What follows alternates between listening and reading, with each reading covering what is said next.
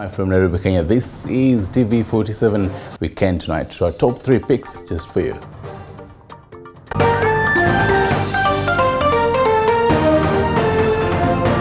Tonight, bandits devise new ways to attack and cause mayhem in the north. Nilipokaribia kabisa nikaona ameinua bunduki juu, anataka kutupiga. Na kweli akatupiga. So mmoja wetu ndiye aliumia, kuna risasi kwa mguu. Just days after Interior CS toured the region and gave a stern warning to the bandits. Also tonight, experts give a scorecard of President William Ruto's cabinet after 100 days on whether they have lived up to their expectation. Well, it's hard to say that they have achieved anything. Maybe it's too early for 100 days. Plus, Kenya joins world in marking World Cancer Day amid a surge in new infections. Jitokeze kwa wingi kuja kupimwa na wapate kupata matibabu kwa sababu ya ugonjwa saratani. Machakos County in the red, with the governor blaming it on pollution. Our people drink water from the Earth River. We have had companies, we have had people polluting the water, and it is really raising the cancer issues in Mala.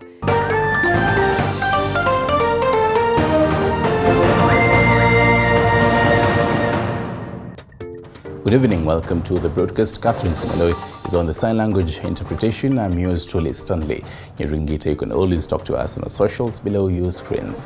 At the top story, even as the families of Willie Kimani, his client Josephat Mwenda and driver Joseph Muriri continue to celebrate the sentence delivered to their kins, murder convicts by Justice Jesse Lesit on Friday, some legal minds have poked holes on the sentence issued, the process of conviction and the status of Justice Lesit while handling the case.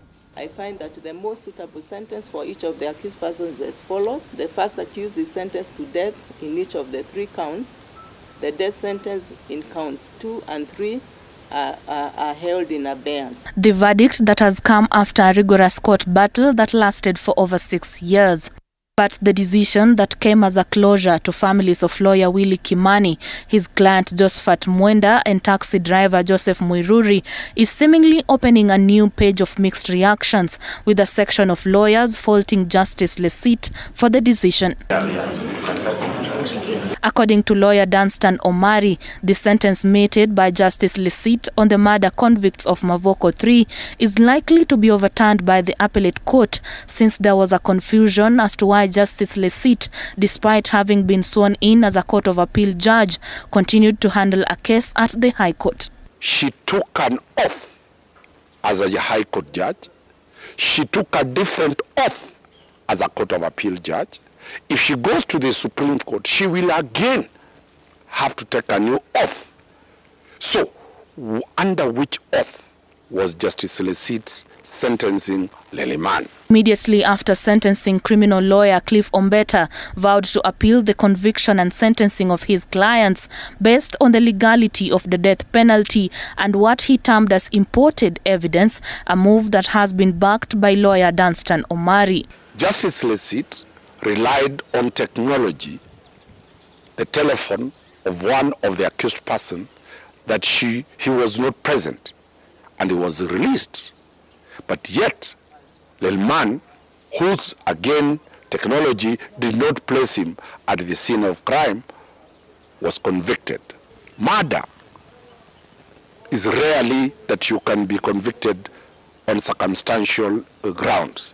Omari also criticized the ultimate sentence, insisting that the Court of Appeal had abolished the death penalty, citing contradiction to the Constitution's provision of a right to life. Principally, the decision of the Supreme Court binds any lower court.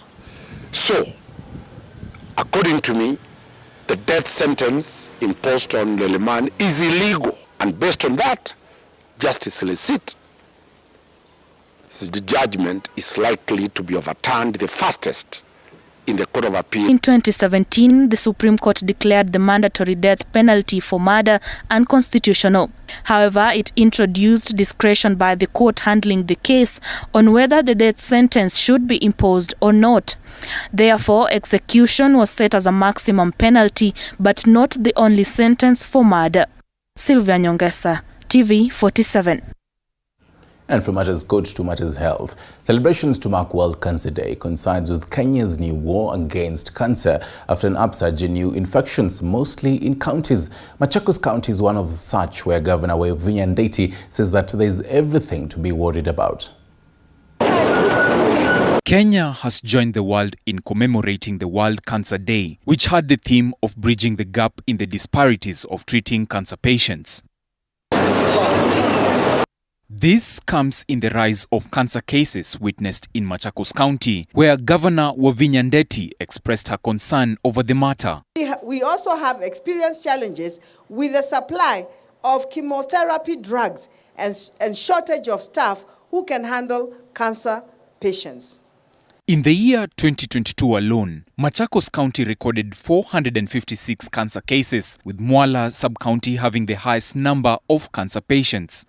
Late diagnosis of cancer remains one of the major challenges facing the fight against cancer in our county. Governor Ngina Kenyatta stated that the rise in the deadly disease might be caused by environmental pollution, more so on the Athi River, which she alleges is being polluted by chemicals from industries within the area, adversely affecting area residents who heavily depend on the river. We have had companies, we have had people polluting the water, and it is really raising the cancer issues in Mwala. And I'm glad His Excellency the President has formed a commission on cleaning on that river. Elsewhere, Turkana County Governor Jeremiah Lomurkai's wife, Lilian Ekamais, has called on area residents to go for regular medical checkups in order to ascertain whether they have cancer. Nimejitolea kutembea kaunti mzima, Turkana mzima, kuelimisha wa mama wenzangu, kwa wazee, kwa watoto, ya kuwa wajitokeze kwa wingi kuja kupimwa na kupata matibabu kwa sababu ya ugonjwa saratani. According to Health Cabinet Secretary Susan Nakumincha, 7,502 cancer cases were recorded in 42 health facilities across the country between July 2021 and June 2022. Estimated 41 million deaths annually, with about 10 million, which is 25%, attributed to cancer alone. Here in Garissa, we mostly see cancers of the head and neck, and I am concerned that they presenting very late to our facilities. Kenyan patients are said to be affected mostly by breast cancer, followed by cervical cancer. The most prevalent cancers continue to be breast cancer at 15.9%, cervical cancer at 13.3%, and esophageal at 11.8%. Now, 100 days after the 24-member cabinet team, handpicked by President William Ruto, took their oath, Kenyans have weighed in on whether the cabinet is heading on the right trajectory. Experts also opine that the president is walking a tightrope of ensuring his cabinet is autonomous and having them dance to the Kenya Kwanza tunes. Sir, we now proceed. Following their swearing in on the 27th of October 2022, cabinet secretaries assumed office with a huge task ahead of them, among others being to help the Kenya Kwanza administration fulfill the pledges made by their boss, President William Ruto, during the campaigns. I expect that we are going to work together in a respectful manner with our elected leaders. Ruto's first cabinet being a departure of his predecessor's decision to have a majority of the cabinet being technocrats, with President Ruto largely going for politicians. I think it was a good thing. Cabinet positions are political positions. They are not... Of course, every position is political. Even the ones you call technical, they are political. But when you have people who have political savvy, and they can respond to whatever crises appear in a political way, it makes sense. Eh? Somebody expected President Ruto to name his cabinet another way. They were so wrong, because Kenya Kwanza was built on I think I would say, in layman's language, stealing politicians from all over the country. So if you steal politicians, you steal some from ODM, you steal some from Wiper, you steal some from Jubilee, then you have to pay them to stay. The state of the nation in the first few days necessitated the cabinet secretaries to move with speed in order to actualize the pledges made by the Kenya Kwanza administration. But in the last 100 days, what is the trajectory of the cabinet? Then as time goes by, you realize even if you're waiting for more time to elapse before you can judge, you possibly have nothing to judge. Well, it's hard to say that they have achieved anything. Maybe it's too early for 100 days. Because minister does not operate in isolation. It's not like the president who says, this is what I want done or have done together with his deputy. A minister is a collegial person. The high insecurity in the country saw the new interior boss Kithure Kindiki race against time to curb the menace that had sparked in not only major cities but also the Kerio Valley. I think it put a little fear in the cabinet. And all those people working for the president. And a little fear is not bad. The only problem with it is that it might become excessive such that they are afraid to tell him the truth. The push and pull in the education sector over the enrollment of the grade 7 learners, so Education CS Ezekiel Machogu burned the midnight oil to meet education stakeholders. The reintroduction of the GMO in the country, on the other hand, being met with mixed reactions among leaders and citizens alike, to a point where some legislators threatened to impeach Trade CS Moses Kuria. And that the Cabinet Secretary for Trade, Investment and Industry does not gazette the notice allowing duty-free maize importation from outside the country until the entire crop being harvested currently is purchased by National Cereals and Produce Board. According to policy experts, however, the ministers have been learning on the job, even as some have the know-how of what to do. The rationalization of the duties in the cabinet, as per an executive order by the president, saw Prime CS Musalia Mudavadi have more duties on his plate. His appointment has so far raised eyebrows, with Kenyans weighing in on the matter. I think for Musalia Mudavadi, his appointment was just for political optics, so that the guys from Western can feel, oh, we have our own in government, he's taken charge. But you see, the man has an office that has no power. He has no budget to run any programs. He cannot make any appointments. He cannot make any adjustments. He cannot fire anyone if he realizes that maybe things are going wrong. Angalia sasa kama Kithure Kindiki, manze alisemanga security itakuwa poa, lakini anaenda mahali after ashatoka huko mabandit ndio washapiga watu huko marisasi. Moving on, former First Lady Lady Mama Ngina Kenyatta has dared the government to sell her property if the claims of not paying taxes are proven. In remarks clearly pointing at the recent political furor accusing her family of not paying taxes, Mama Ngina said politicians were peddling lies so that they can be seen to be working. The former First Lady spoke on Saturday while addressing members of the public during the opening of the Tewa Catholic Church, which she helped build in Peketoni, Lamu County. Lazima hiyo vitu yako itashukuliwa, itauzwa. Si ndio hiyo sheria ya serikali? Kwa hivyo hakuna haja na ile laini ya kufanya kazi hiyo iko. Hakuna mambo ya ati kuharibia wale wengine majina na nini hivi na vile, na hiyo sio kweli. Na watu wanajua hawasemi kweli. Wanataka tu kusema ndio wasikike, ati wanataja majina na makampuni. Now, Interior Cabinet Secretary for Ministry of Interior Kithure Kindiki has announced a raft of changes in the Department of Citizen Services, including the issuance of new passports to Kenyan travelers. In a statement detailing the ministry's progress in the past 3 months, Kindiki said that they have addressed the delay in issuance of new passports. Less than 3 months after touring the Nyayo House to assess the challenges surrounding the processing and issuance of passports in the country, Interior CS Kithure Kindiki has announced changes in the Citizen Service Department to streamline the issue. The CS had noted the existence of bottlenecks in the process, which he noted were obstacles to efficiency in the delivery of vital services. Further, the processing of passports has been expedited to conform to international standards, even as the ministry targets to triple the number of passport holders in the next 5 years. This will see 10 million Kenyans hold passports from the current 3.5 million. The CS also signed 19 work permit appeals to allow the applicants to work in the country. The ministry is in the advanced stage of acquiring and installing an advanced passenger information API system.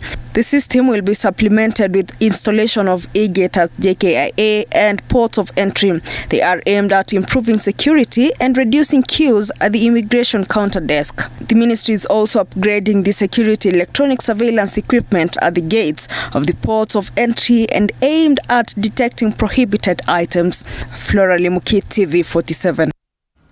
President William Ruto has called on leaders from the East African Community, that is the AAC, to urgently address the conflict in the Eastern Democratic Republic of the Congo. He said that the situation remains fluid as civilians bear the brunt of the conflict. So dire is the state of affairs that the president said at least 27 million people are in acute need of humanitarian aid. President Ruto called for the immediate convening of the Nairobi 4 session of the Inter-Congolese consultations as a follow-up on Nairobi 3. The president made the remarks on Saturday in Bujumbura during the 20th extraordinary summit of EAC heads of state chaired by President Evariste Ndayishimiye of Burundi.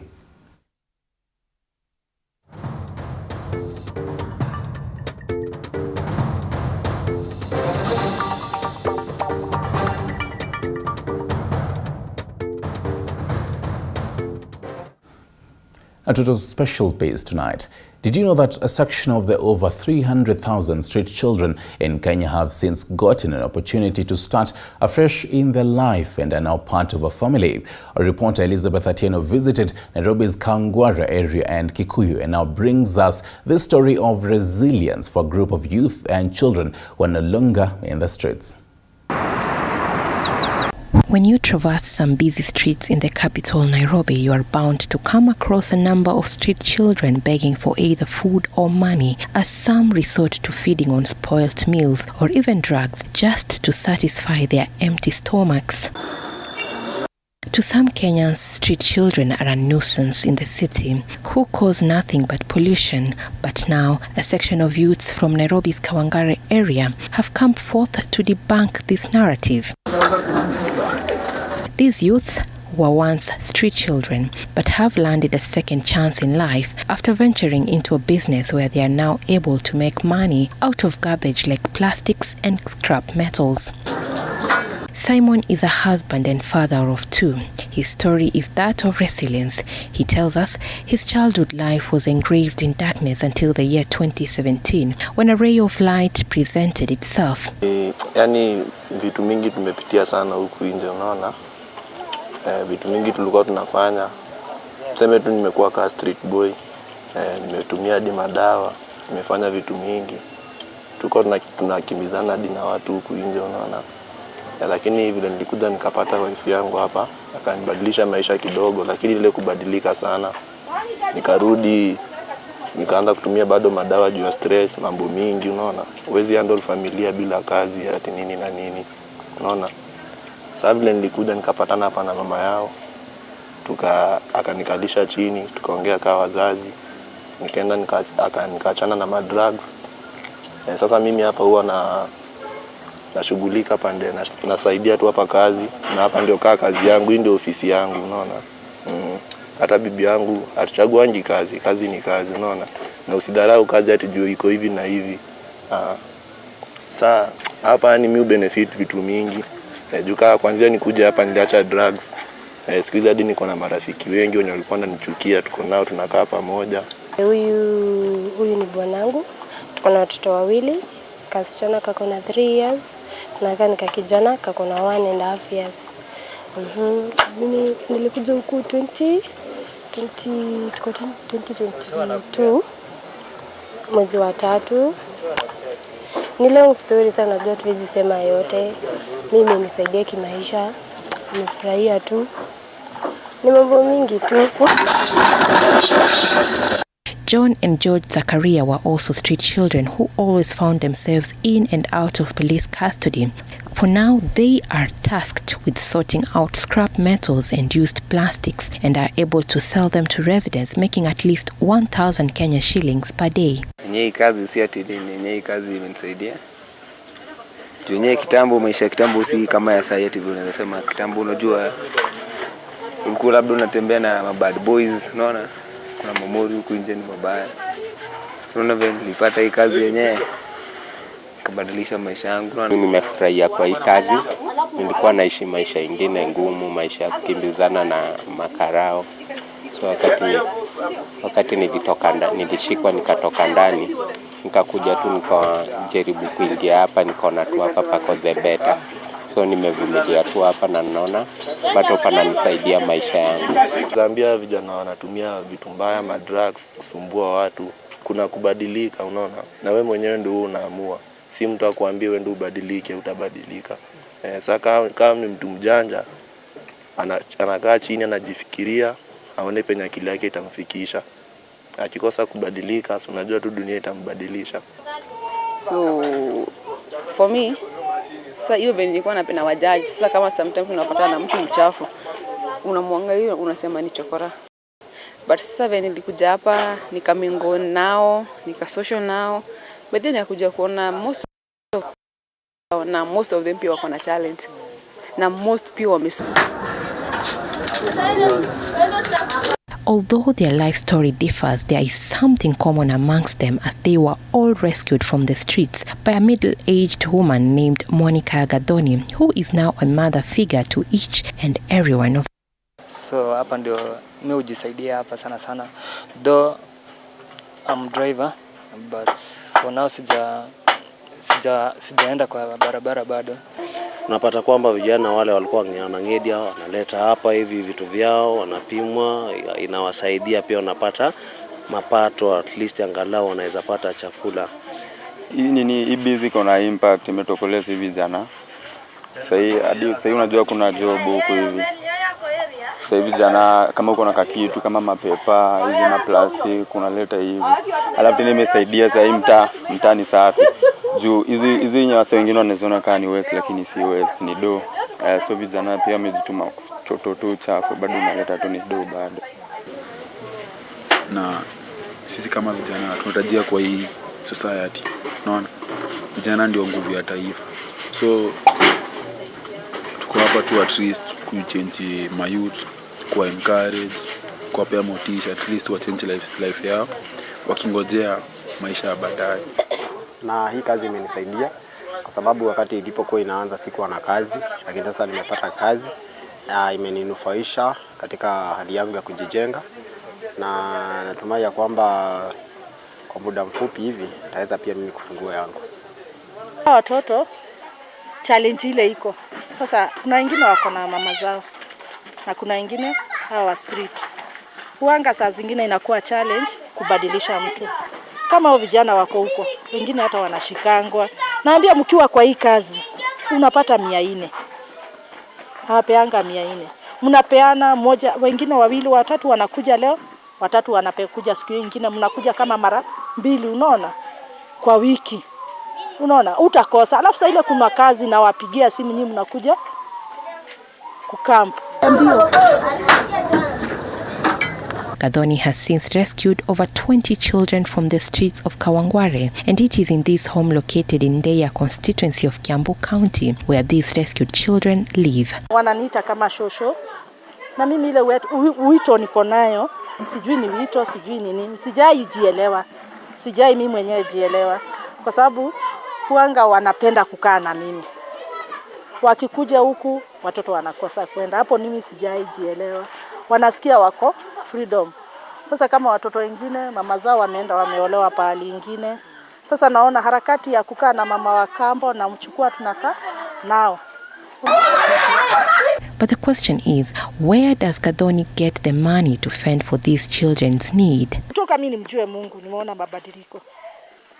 Hii nyumba unaona hapa nilijenga na miezi 3.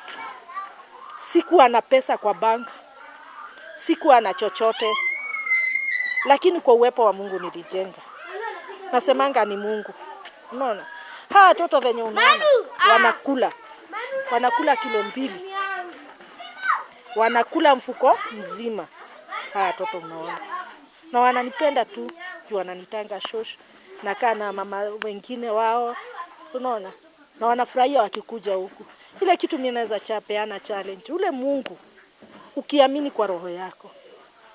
Na uamini kabisa, ukiwa umejitolea, uamini kabisa, Mungu hawezi lala. These children now have a place where they can call home, a place where they are able to share and freely express their emotions of happiness or even at times sadness.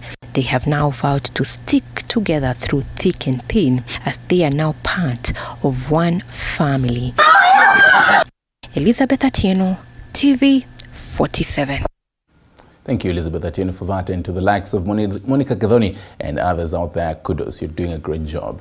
Now, to the wonderful world of sports. Benson Omala earlier today scored a second-half goal to help Gor Mahia edge Nairobi City Stars with a 1-0 scoreline in the FKF Premier League Match Week 14 tie at the Kasarani Stadium. The intense match saw Omala scoring their solitary goal of the match in the 59th minute and secure the victory for Kogalo as they climb to the summit of the league standings on 27 points. Elsewhere, Tusker FC played out to a 1-1 draw with Kariobangi Sharks after Tyson Otieno fired Sharks ahead in the 49th minute before David Majak equalized for the Brewers in the 77th minute. Meanwhile, Mathare FC suffered their 10th defeat this season after falling to a 2-1 defeat at the hands of KCB at the Kasarani Annex.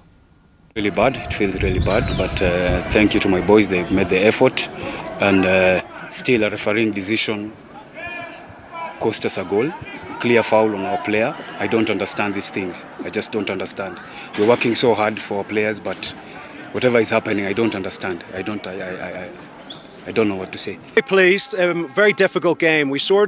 We always have to be a little bit cautious coming off the Mashameji derby, because when you play in front of 10, 15,000 people to then come to maybe a smaller attendance immediately afterwards, it's maybe natural that the energy levels are a little bit less. And I think you even saw that with AFC's game against Vihiga. It was maybe a slower game, and we were aware that that might happen today. You guard against it as much as possible, but also look, City Stars, they haven't had a great start to the season, but all of their games have been really close. We know that you have to be at your best, and for us, look, the boys worked extremely hard. I thought we were a little bit off the pace in terms of our intensity today, but ultimately, when it counted, when we got the chance, we made sure we took it.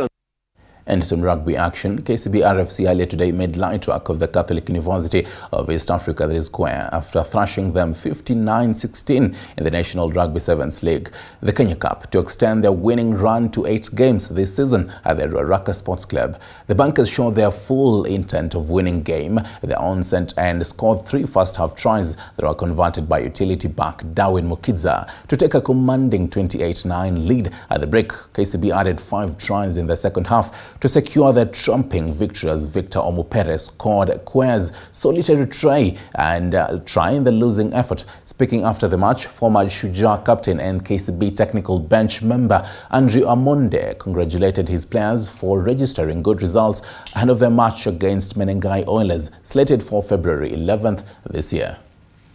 It's just a matter of pushing ourselves a game at a time. That's our policy. We are getting there. We've done well for the last 8 games, so we are just focusing on each game as it comes. So the biggest thing for us is just to pick ourselves, do some of the things that we have done wrong to get them right, because we are still going to get some harder games coming ahead of us. For us, just to focus on ourselves and get better. First, as we saw in the first quarter, they brought it to us, and the scores reflected. I mean, at 14-9, you knew this was going to be a hard game. But good thing is we ran away with it at the end. And to some matters athletics, national cross-country champion Charles Korir and 2-time world 1500-meter champion Faith Chepngetich Kipyegon were earlier today crowned the champions of the male and female categories of the Seriko Classic World Cross Country Gold to other Lobo Village in Eldoret, that is in Uasin Gishu County. Lokir bagged his second accolade within the span of 2 weeks after he dominated the National Cross Country Championships in Nairobi before dashing to victory in the Seriko Classic in a time of 30 minutes and 41 seconds. Josephat Kiprotich came in second, only 5 seconds off the pace, while Dennis Kipngetich finished third in a time of 30 minutes and 14 seconds. Meanwhile, in the women's 10-kilometer category, Faith Kipyegon finished first in a time of 33 minutes and 50 seconds ahead of Jacqueline Chepkoech and Zena Jimutai, who came in second and third respectively.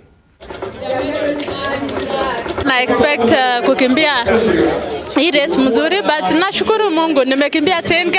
Hii ni first race yangu 10 km sijai kimbia. First time nilitry mpaka nikatoka, lakini leo nashukuru Mungu nimeweza